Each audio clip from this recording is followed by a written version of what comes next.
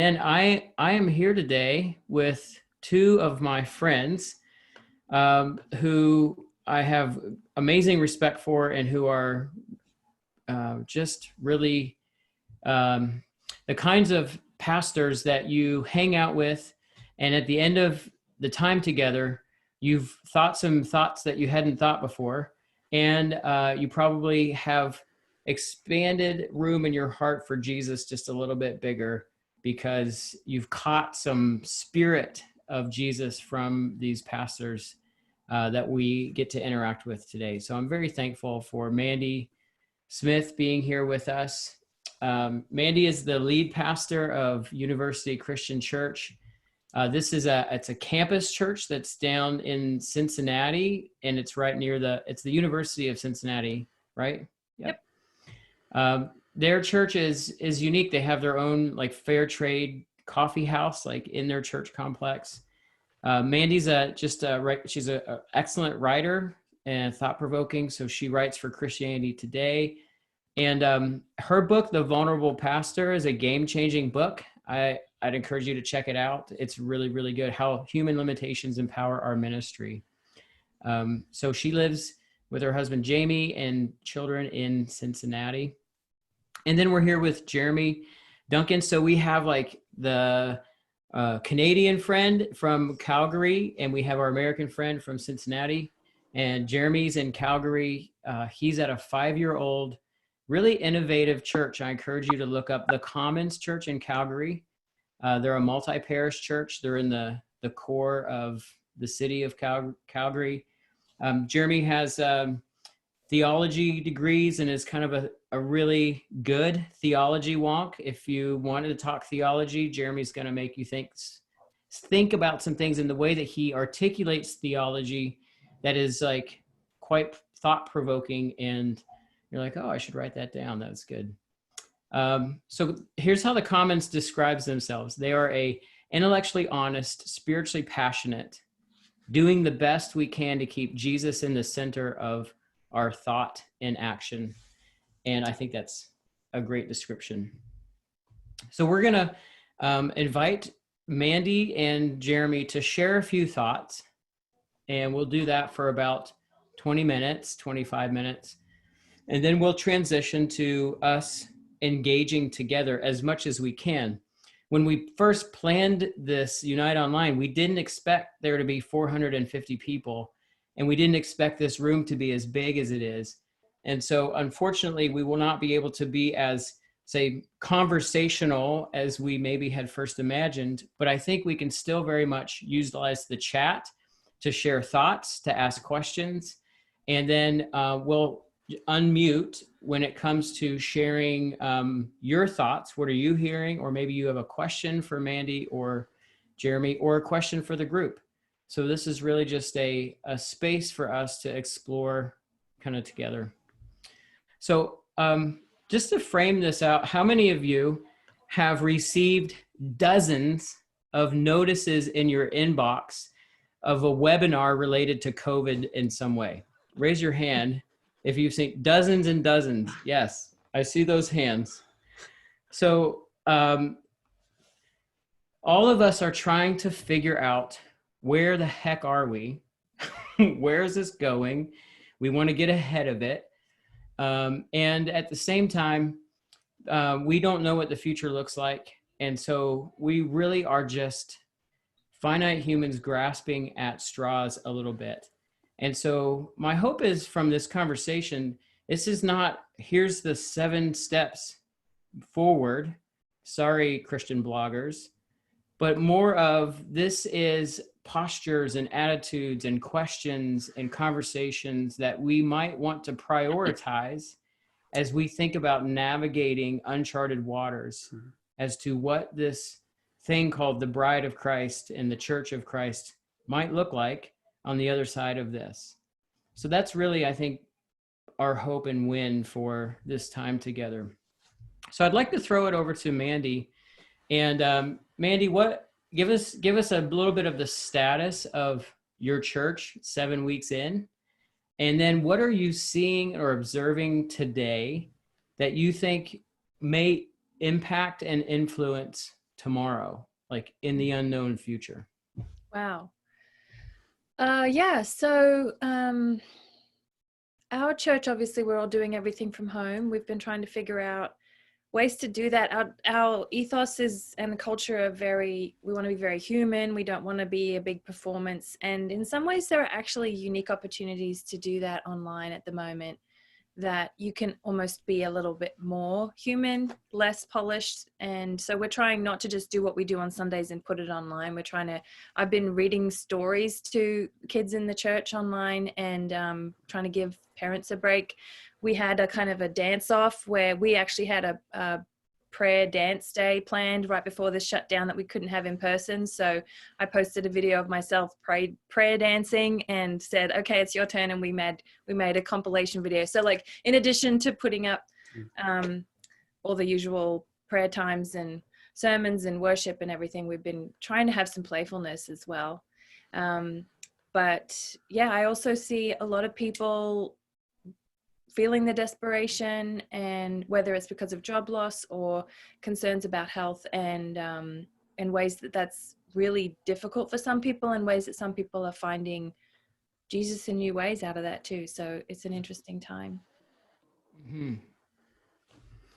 So what are some of the things we were talking earlier this week about, maybe some navigational tools that you've been playing with to help just create pace, a sustainable pace, and a sustainable sense of presence, as we are stepping through waters that are beginning to part just a little bit. Mm-hmm. Yeah, one thing that came to mind for me was a quote I always like from Peter Steinke, a book that he's written called How Your Church Family Works. And he says, in periods of intense anxiety, what is needed is what is most unavailable, the capacity to be imaginative. And so to be imaginative, I think sometimes it's really good to actually remember things and think, kind of step back a little bit. And so for me, that's meant, of course, remembering scripture, that Colossians 1 reminds us that we have already been transferred from the kingdom of darkness and into the kingdom of his glorious Son. That is already accomplished for us. And so what does that look like in different places and in different times throughout the church? It's been really helpful for me to remember what I've read recently from Alan Kreider about the patient ferment of the early church, and how he says that things were small in the early church and something was brewing, and it was happening through ordinary people and in ordinary places, and they were experiencing all kinds of things, but they didn't have anywhere near the structures or the institutions that we have. And somehow something grew from that, which we still know today. And then to remember too, how the church is still thriving in places all around the world who haven't got all the things, who've never had the things that we are worried about losing right now. There's a wonderful documentary that you can watch the whole thing free on YouTube called Sheep Among Wolves, about the church in Iran. And it basically says that it's the fastest growing church in the world. It has no buildings, it has no denominational structures or institutional stuff that we have. It's mostly led by women, and it's just growing through ordinary people kind of gossiping the good news about what Jesus has been doing in their own personal hearts and lives. And so those two things are really encouraging me to take me out of my own immediate context and time and place, and remind me that the kingdom is yeast that can work on that small scale. And we just need to learn that again, because we're used to having big conferences and bookstores and radio stations and all that kind of Christian stuff. And then the other thing that has been really helpful too is to remember the opportunities that are available in these kinds of times. I listened to a great podcast. The Betwixt podcast was interviewing Timothy Carson, who was talking about liminal space and saying how throughout history, throughout scripture, God has done some of his best work in that disorder time when we've lost something, but we haven't yet figured out what we're gaining. And it's very disconcerting. I kind of work there all the time because I'm with college students, and they've stepped away from childhood, but they haven't yet discovered what adulthood looks like. And so Timothy Carson was saying that in these times we're tested, we differentiate between what is real and not real. We choose to cast ourselves on our real hope and remember what our true calling and nature is. And so it's beautiful to remember that there's that kind of opportunity right now. That's kind of a purifying moment. And then finally, the opportunity for revival that can come from this. I've been feeling called to pray for revival for about 5 years now. And that word just had a lot of baggage for me. And when I've said it to other people, I've got a lot of pushback because it has a lot of baggage for them. And I'm still not quite sure what it means, but I don't think it means some kind of big hype that human beings drummed up, but something that changes our hearts. And so I'll just read this one quote that I found really encouraging at this moment. It was from a book called Power's Weakness and the Tabernacling of God by Marva Dawn, written in 2001. But it feels to me like she just wrote it this week. She says, times of uncertainty, especially when linked with a half-formed sense of expectancy, have in the past been fertile breeding grounds for religious revivals. Could the very opprobrium attached to Christianity by some media, could the very absence of religious experience in young adults, could the very rejection of the institutional church in our society also be vehicles of weakness for God's purposes to be accomplished? I believe this could be a time of revival if we let weakness be the agent for God's tabernacling. I think we're all feeling that weakness. Maybe you are. I'm not. But it's wonderful to imagine weakness as an opportunity, because that's not what my culture has told me weakness is. Yeah. Can you share with us, before we transition to Jeremy, some of the thinking on creativity? You were saying the other day that creativity is the creative process, and the creative brains, the different kinds of creative brains are going to be the people that we need at the table to navigate our way to the other side, whatever that means. Yeah. I think it's, so I was telling John about a book that I love. It's called A Kick in the Seat of the Pants. And he talks about not just the kinds of people that we need to have at the table, but the kinds of roles that we all need to take as we're going through the creative process. And so have you got the picture there, John? I sent you a picture.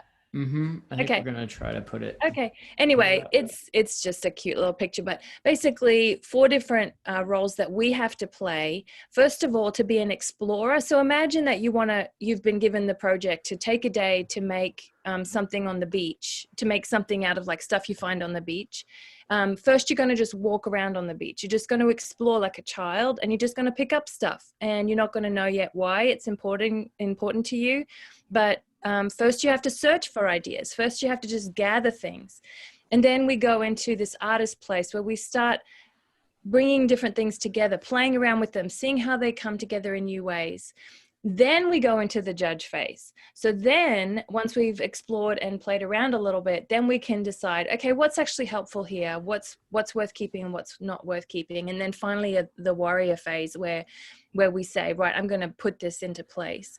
And I think that this is really key because the judge is often where we want to begin. And especially when we're anxious and we feel like there's a lot riding on this decision or this new idea. But it's beautiful to actually have this invitation into play. Imagine just walking on a beach. Imagine just, you can do that through conversation, through reading, through being in your neighborhood, just exploring ideas through prayer. Prayer is an amazing way to be an explorer. To just gather a bunch of stuff. It may not be useful, it may not be meaningful, but it may not be until you get it all gathered that you start to see new possibilities, new connections. And then you can decide what's helpful and what's not helpful before you actually put it into action. So I think these are really good ways to understand what the process looks like, and to realize that it's going to probably feel quite uncomfortable to be the explorer and the artist when we're feeling anxious. So just tease these out a little bit more for us. So you did a quick overview. So how does the explorer play into the artist, play into the judge, play into the warrior? Right. So maybe this helps to give an illustration. So I give you all the project. We're all on vacation together, and I say, after dinner tonight, we're going to have an art show, and you're going to make sculptures out of things you find on the beach. This is like my perfect dream day on vacation, maybe not yours, but so like first you all go exploring all day. You go onto the beach, you pick up driftwood, you pick up pebbles, you pick up dead crabs. I don't know what you find on the beach. And in the beginning, you're just like, oh, that's cool. Oh. And you're just grabbing, just collecting, gathering all kinds of stuff. There's no like, oh, that's dumb. It's just putting things in your little bucket. And then you take them home, you wash them off, you start putting them together, and you say, oh, look, I found a lot of orange things. I wonder what we could do that's orange. Oh, look, this hole in this shell fits perfectly with this piece of driftwood. Maybe we could put the piece of driftwood in the hole in the shell. I don't know what you would do with it, but just playing with it and just thinking about new possibilities. And then the judge comes and says, yeah, I can see how some things are working together here, some things aren't working together here. We'll keep those shells in the bucket. We'll keep these things for our piece. We need to go and get some string or some glue or whatever to, make some decisions now and put them together.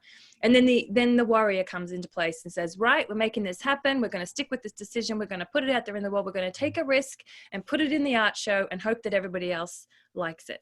So does that help in some way? I think that's what we're doing when we're writing sermons. That's what we're doing when we're planning programs. And I think to add one more thing, maybe I would say, it's like a trapeze artist almost comes after that, of like, being okay with risk if it falls, and going back to the beginning again. I think everything at the moment is we can't risk to be risk averse right now.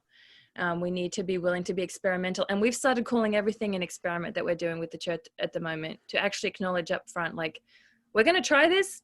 Tell us what you think. We may not do it again. We may love it, and it'll be what we do from now on. Let's try and see. So, and I love that. It's very professional, but yeah, no, but it's normalizing. So maybe the church through this and on the other side is a church that can normalize not knowing and just name it.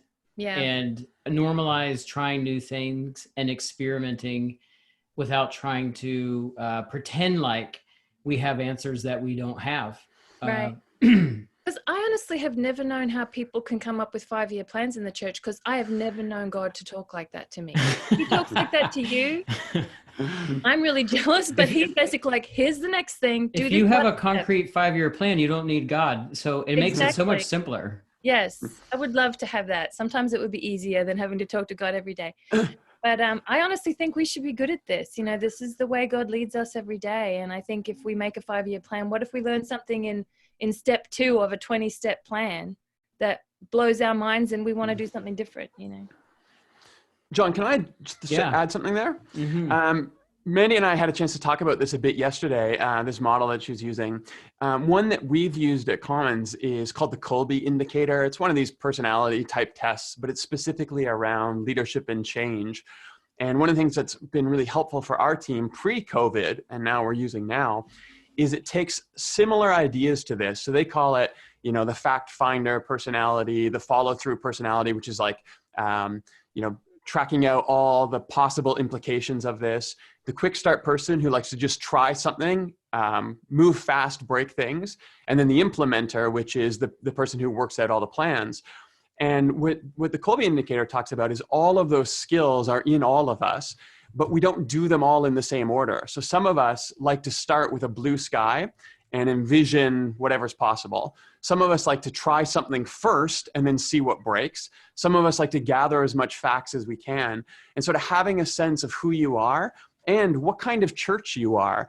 Like if you're the kind of church that gathers all the facts first and then makes a decision, if you're the kind of church that just tries things and sees what works, or if you're the kind of church that you all sit back together and you say, okay, we could do anything. What are we going to do? And you throw ideas at the page. I think is a really interesting way to think about this.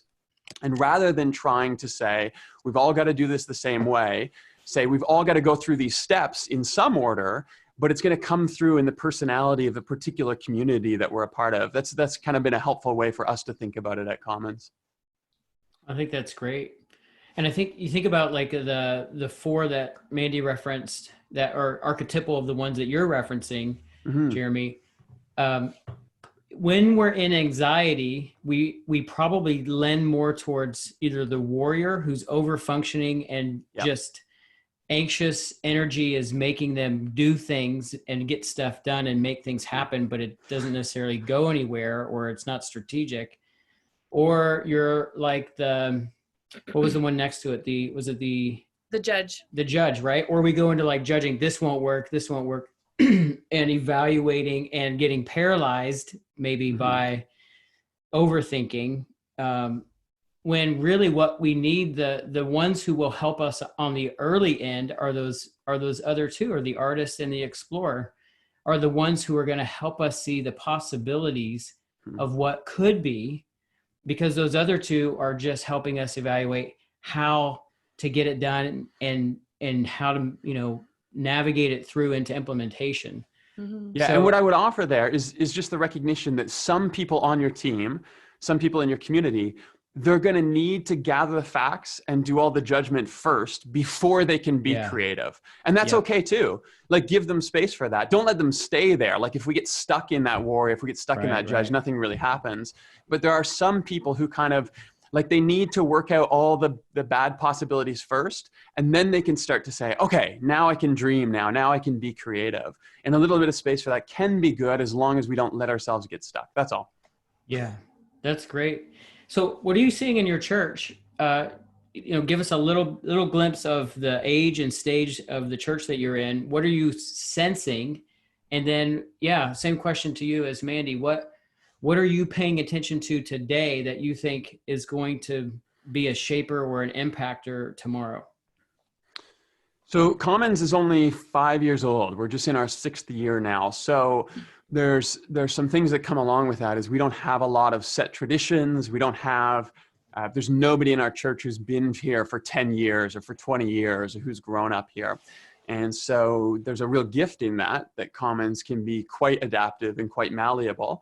There's a real sort of uncertainty and risk in that as well, that a real disruption like we're going through now has the capacity to really set us back almost to day one.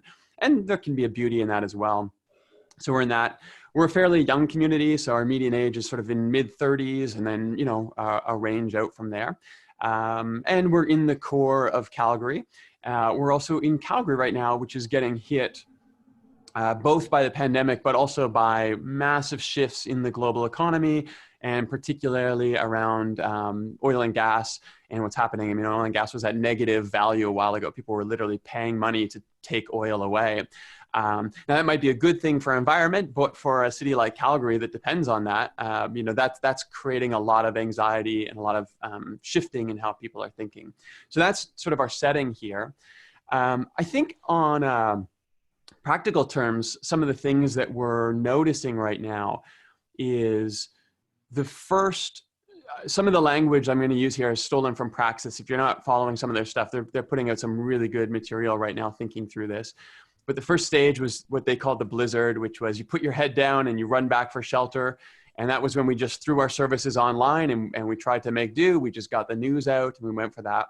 The next stage is sort of the winter, which is you go out, you experiment a little bit more, but you have to keep coming back to the base. That's where we're in now, where we've shifted what we're putting online. We're not just putting our services online anymore.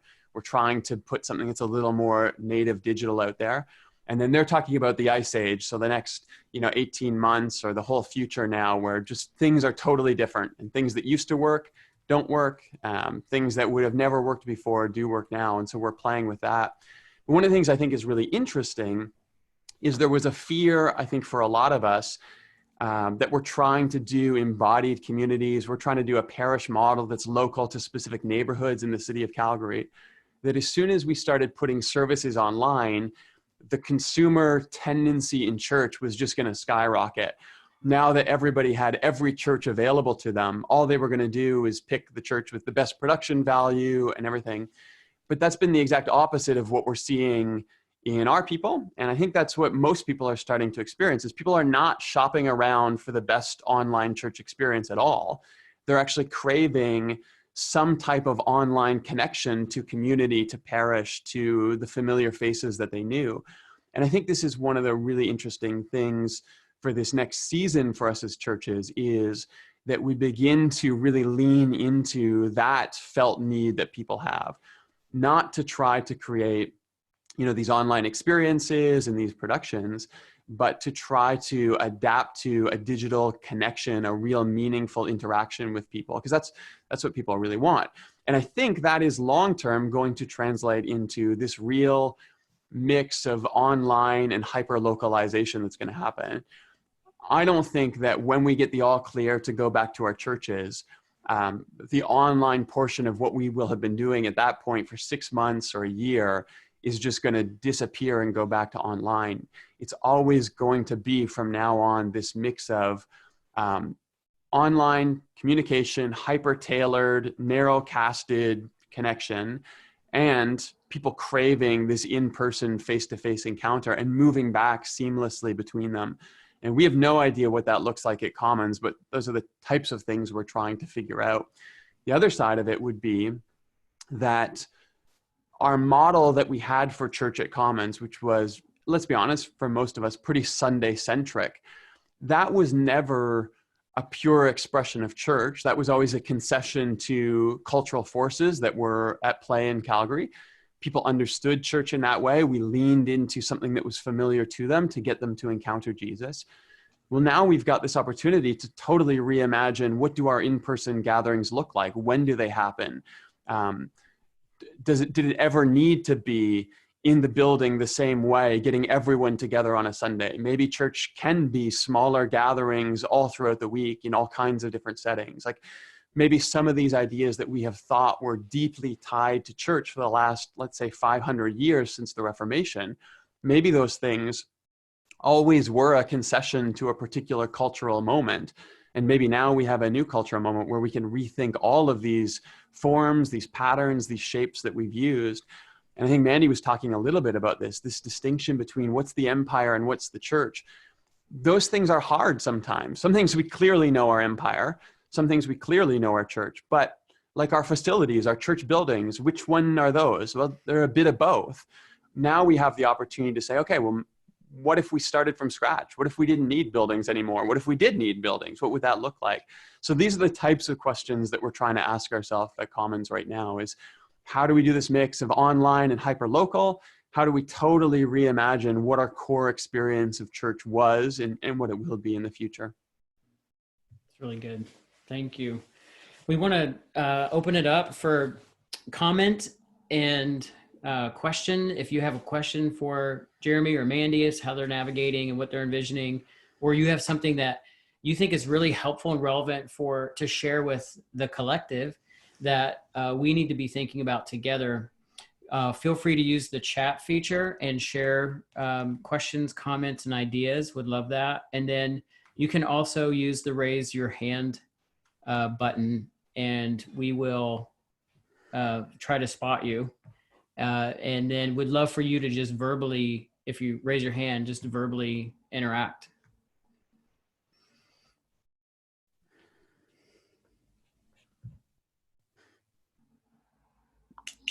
This is a question for Jeremy and Mandy as well. Just for context, would you be able to just give us a little idea of the scope of your ministry in Cincinnati or there in Calgary, just to kind of help understand context a little bit? What do you mean by scope? Who are you? What part of town you in? Maybe okay. church, things like that. Yeah. Our church was founded as a ministry to the University of Cincinnati campus, but it's also a neighborhood. So it's not a campus ministry alone. It's a campus ministry combined with a regular neighborhood congregation. We have around 300 or so folks, and about half of those are college students, and the rest are everybody else. Yeah, so we are a 5-year-old church. We started in the core of Calgary. We now have 2 parishes. One, our original one in Kensington is a neighborhood here, and then we started another one about 5 minutes away. We run 5 services on Sunday, about between 800 and 1,000 people on a normal weekend before COVID. While we're waiting for a question or a comment, Jeremy, you had said something the other day about your Gen Zs or your Gen Zs. I'm bilingual. In Canada, they call it Gen Z, and obviously the US is Gen Z. You said that they're nowhere to be found. I'm curious if you what that means, and then what does that mean in your mind for whatever's beyond COVID? So one of the things, we're finding is we're having a really tough time connecting with Gen Z. And so we're calling that, so let's say sort of 15 to 25. A lot of that age group has kind of dropped off the radar for us. We, like I said, we run 5 services on a Sunday. We have a service at 7 p.m. and we're right near the University of Calgary. And so that service tends to be populated by a lot of undergrad students in that sort of early 20s range. And we just have not found those people tuning into a live stream and, you know, chatting in the live chat, that kind of stuff. We've been reaching out to them and connecting with them.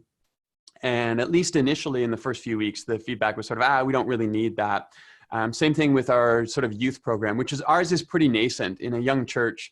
Families with sort of teenagers, you know, tend to take a while to get here. So we have a small youth group, but we found, you know, getting in touch with them, getting them connected, doing small groups, these types of things is just not, they don't have the same need for that millennials, Gen X, and boomers seem to have. We're all sort of like, oh, we're cooped up in our houses now, we desperately need this connection. What we're finding with Gen Z is they're like, well, I already have my online connections. I already have my online friends. I'll just lean into those now. And they're not sort of looking to the church the same way. And so we're trying to figure out what that means. Does that mean we should have been more embedded in their digital lives before this?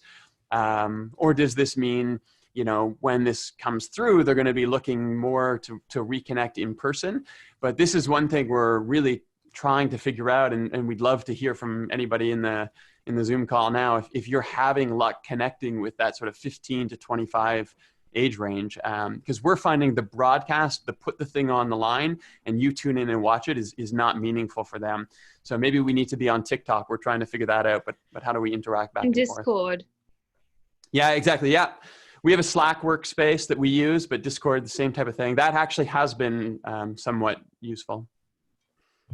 I think Michael Bouchard you guys have your hand up. Yeah, go for it. Unmute and. Hi guys. I'm sorry about the lighting. We don't have many lights in this room. Oh, you're good. I'm a student director at a church out in Detroit Metro, which if you watch the news, I mean, Detroit Metro was hit pretty hard in Michigan. So, it's probably going to be a while before we go back to any form of, you know, church as we used to know it. But one of the I wanted to kind of echo what you said, Jeremy, about how tough it is to connect with our high school through college age right now, because they really haven't wanted to engage in YouTube or our YouTube streams. They haven't wanted to engage in our Zoom chats. Our middle schoolers have, so we see that as a, you know, kind of plus. Like we found some traction with that, but not with high school. But one way we have found some and kind of like I would say like a temporary outreach right now is to actually go to their streets. So or their leaders, we have encouraged them to go and like drive up to their houses and stay in the streets, to stay, you know, from our safe distance, from a safe distance. But I mean, they've shown up with candy, they've shown up with their snacks, or they've just shown up just to play games. And we found that when we've done that, it has helped to bring back some engagement afterwards. So almost like a reminder of, you know, the church still existing even when we're not building. I'd like to touch on that too. One of the things that I've found along with doing that, I've also mailed snail mail letters, and my girls as a group leader really respond to that, and that engages them and makes them want to come into those Zoom meetings as well. Excited to see us after getting a letter in the mail, which we don't really do anymore, right? So that's kind of it takes time, but it also takes discipline and intentionality, right? Oh, that's great. Thank you for those comments. Michael has his hand up. Thanks, John. Hey, brother. So question for obviously Jeremy and Mandy. As you are reimagining what it's going to look like post-COVID-19, my thought is, do you as a community have any guiding principles that you're starting to form as you begin to brainstorm? If that's clear, great. If not, I can expand on it a little bit more. But Jeremy, you're nodding your head, so I'm thinking it's landing somewhere. Thanks. Yeah, well, we're trying to figure that out right now. So again, a little more background on Commons. Commons has grown really quickly. So we intended to be a small local neighborhood church. And then the community grew and we had, 1,000 people within a couple of years. And so we started, instead of trying to find a bigger venue, we started adding more services. And so, within a couple of years, we were running 5 services on a Sunday. We're looking at the same principles that drove us to do more services and more parishes rather than bigger gatherings as instructive for what comes through on the other side of COVID, because I don't think people are going to be excited to be back. I think people want to be back in touch with each other. I don't think people are going to want to be back into a room with 1,000 people for quite a long time psychologically. And so we're trying to say, okay, well, how do we push even farther into the concepts that drove us in those directions? So maybe church becomes, rather than 5 services of 200 people each, how could we do church if it was 10 services of 80 people each, or 20 services of 50 people each? Like, how would we do that? We have no idea how, but I think this is what people are, again, I don't want to say what people are needing, but I think this is what people are looking for, is that sort of, we're online, we're going to move seamlessly back and forth, but it's going to need to be some face-to-face, meaningful interaction with each other, not just being in a room with a lot of people, but encountering them, getting to know them, sharing life with them, all of that kind of stuff. And so we're trying to even take some of those ideas and drive them even farther.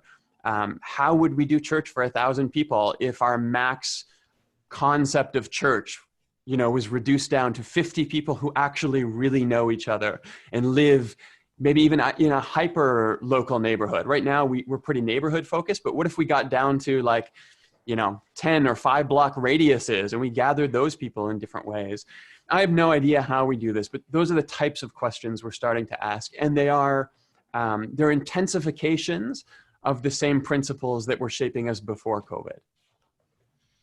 What about you, Mandy? Yeah, it's interesting for me at the moment because my daughter is getting married in 3 weeks, and we had a huge 250 person thing planned, and suddenly we have a 25 person thing planned, and it's very different. And so she was pretty upset. And so I was, instead of saying, let's not focus on what we can't do, let's focus on what we were hoping to accomplish with the day and what we have got still that we can use. And so I think that's a really good way to think, well, remembering what my goals are, let's look at what we have got and what we can do, and how can we use what we do have to still accomplish those goals it's a good moment to be remembering what our goals even were in the first place. And I'm remembering as well, I think it was in a Malcolm Gladwell book talking about human scale, and basically saying that all creatures, based on the size of their brain, have tendencies to gather in different size groups. Yep. And so human beings, I think it's about 120 or 150, and there are all kinds of examples of organizations that have, and like different traditional cultures that have just naturally gathered in, because our brain can handle about 120 to 150 relational connections. And so I didn't do this on purpose, but our church space where we worship on a Sunday morning holds around that many people.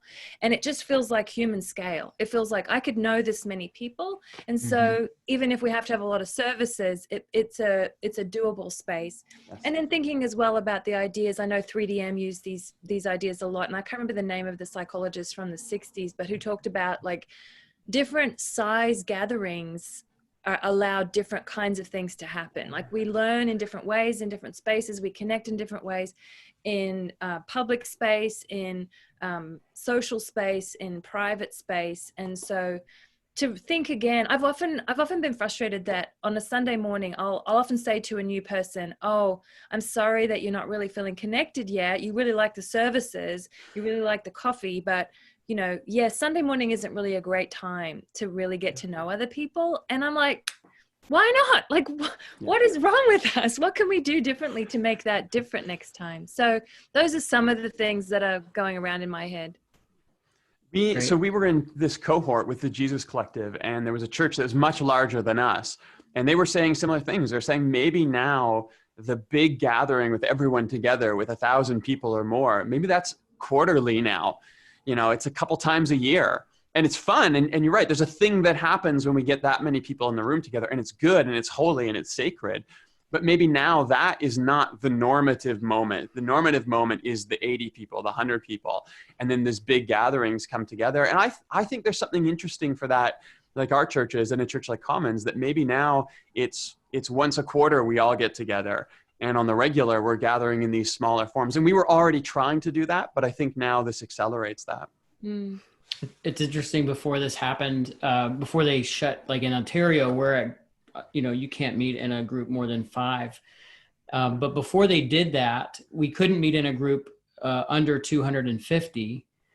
And so, but you could meet in groups that were, say, 50. So our home church met on a Sunday to watch the live stream together and cook breakfast. And at the end of that, we're like, boy, I wish we could do this every week, because this was pretty stinking awesome. And I wonder if there's going to be more of that, kind of smaller clusters of smaller churches meeting, and then meeting maybe every other week in groups of 50 and those kind of rhythms. So we have sorry, go ahead. I was going to say, we have time for one more question. I want to get to Keith Miller, had his hand up, and would love to hear what he has to say. Sure. Thanks, John. There's a lot of overlap here, but one of my questions was, as for any of the three of you, as Anabaptists who value this church expression of community being one of the ways that Christ is truly embodied, one of the ways that we remain a Jesus-centered church is by being a community-centered church that's really grounded on relationships. As we look at all of this and think about the possible hybrids and stuff, do you already have specific sticking points that you're thinking, these are lines in the sand, though, that we don't give up? 5 minutes left in this first round of breakout. 5 minutes left. So, well, yeah, I do think the lines? gathering together becomes important. No, there's a pause there, but yeah. Whatever the size is, I don't think church can be digital and virtual. It doesn't mean that virtual and digital and online space can't be a seamless transition back and forth and part of our new normal. But I do think that sort of gathering together, that being together, sharing the Eucharist, a meal, these types of things. I mean, I think these become, core to what it means to be a church. And then the other thing I would say would be however it is that we serve each other and we serve together. Again, how that looks with scale changing and with formats changing, I think that looks all over the place. But consistently throughout church history, that's what you've always seen, is the church coming together, gathering together, being together, and then serving each other and serving the world around them. And we're going to have to find ways to do that. Like we can't turn church into simply the broadcast of information through a live stream. That's not going to work. And I don't think that's going to sustain itself. There's going to need to be something. But does it need to be 100 people? Does it need to be 1,000? Does it need to look like this or that? I mean, that's where I was saying at the start, our model for what we think church looks like now was always a concession to our historical moment. The principles of gathering, the principles of serving each other, the principles of serving the world, those can be expressed in a lot of different ways. So, can I share? I know we're almost out of time. Can I share something that helps me with the anxiety of all of this, like trying to reimagine everything? Mm-hmm. The world's yoke, Jesus talks about his yoke. The world's yoke says respond, respond, respond, question, respond, problem, respond. And, here it is. So the top one is the world's yoke. And so we have this desire to respond, and sometimes it has happy outcomes, as you can see with a smiley face. And that just confirms us in it. We think like, oh, okay, we'll just keep doing this. This is working for us. Sometimes it has unhappy outcomes. And we desperately still think like, oh, what's wrong with me? I must be doing something wrong, because everybody else, especially people who aren't in the majority, often feel like the responding doesn't work for them. And so there's a little red dotted line there, because when they're just desperately trying to respond in our own strength and understanding doesn't work, it gives us this wonderful opportunity to go to the second option, which is Jesus' yoke. And he says, come to me, all you who are weary and heavy laden, and I will give you rest, which sounds really great right now. And then he says, take my yoke upon you and learn from me. And so this idea that like his yoke is almost like we're sheltering under his wing, and it's also his yoke. We are connecting to him as the vine, and also we are bearing a yoke at the same time. And so I use this often with my staff and at my church, that it's not respond, respond, respond. We do have a response, but that's not our first thing to do. First, we rest. We rest under Jesus' yoke because he's ultimately the one who's carrying the load. And so, you know, when you're in an elders meeting and there's a big crisis that hits the fan, our first thought is it's time to respond. And it's our job to say, that is how maybe we do it in the world, but under Jesus' yoke, we stop, which sounds like the opposite of what we feel like we should do right now. We rest in scripture, in prayer, in listening and breathing, and we receive. And in whether that means just having a new way of seeing or actually getting an idea or an answer, then we respond from that place. And that's fruitfulness. That's not desperation. That's not scrambling in our own strength. And even when that has negative outcomes, so to speak, when that doesn't work out in the way that we want it to, we just need to remember that Jesus was led to the cross by responding to the Spirit. And so it's more opportunity to rest even further in the Spirit. And so when all this hit the fan, I said to my staff, like, you're going to want to fill your days to justify your existence. I know I do. Whatever you do, you know, apart from the basic things of answering emails and the things you know you have to do, with the extra time that you have, rest. Every morning, rest in the Lord. And whatever you receive from the Lord, that's your job for the day.